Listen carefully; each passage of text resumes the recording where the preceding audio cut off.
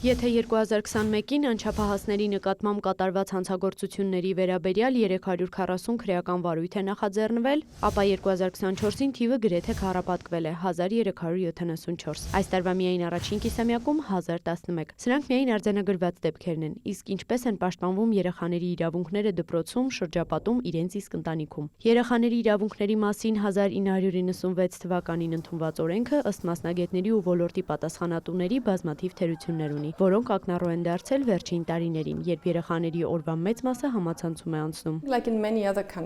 Ինչպես այլ երկրներում, Հայաստանում նույնպես տեսնում ենք խնդիրներ, որոնք օրինակ իմ սերնդի մարդիկ չեն ունեցել մեր մանկության տարիներին, բայց նոր սերնդի երեխաները բախվում են։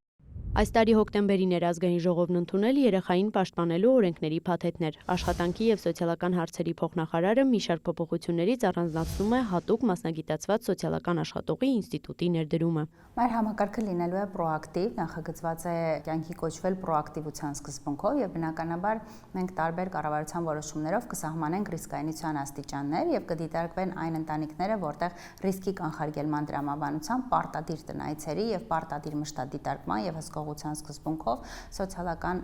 աշխատողները երեխայի պաշտպանության դեպքի հետ կցված լինելու սկզբունքով կաշխատեն շատ կոնկրետ ընտանիքների հետ։ Նոր օրենքը նաև սահմանում է երեխայի կարծիքը պետք է հաշվի առնել անկախ տարիքից։ Այն փոխարինվել է ավելի մանրամասն ձևակերպմամբ, թե ինչպես կարելի է հաշվի առնել երեխայի կարծիքը տարիքով պայմանավորված։ Երեխաների իրավունքների մասին կոնվենցիան եւս չի նշում կոնկրետ տարիք, բայց հղում է անում, որ երեխայի տարիքով ու հնարավորություններով պայմանավորված կան տարբեր միջոցներ, որոնցով երեխաները կարող են լսելի լինել։ Տարբեր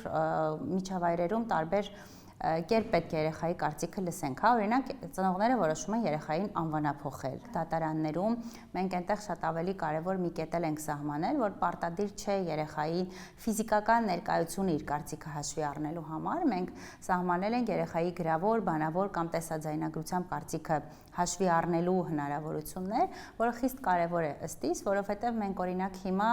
դատարանում նույն որդեգրման գործընթացում 14 տարեկան երեխան պարտավոր է ներկա լինել դատական գործընթացին եւ մասնակցել դատական նիստերին։ Բուլինգից բացի նոր օրենքը առաջին անգամ սահմանել է նաեւ կիբերբուլինգ հասկացությունը, քանի որ այժմ երեխաները բազմաթիվ խնդիրների բախվում են հենց առցանց միջավայրում։ UNICEF-ի ներկայացուցիչը ընդգծում է, օրենսդրական փոփոխությունը կարևոր է ոչ միայն իրավական, այլև մշակութային առումով։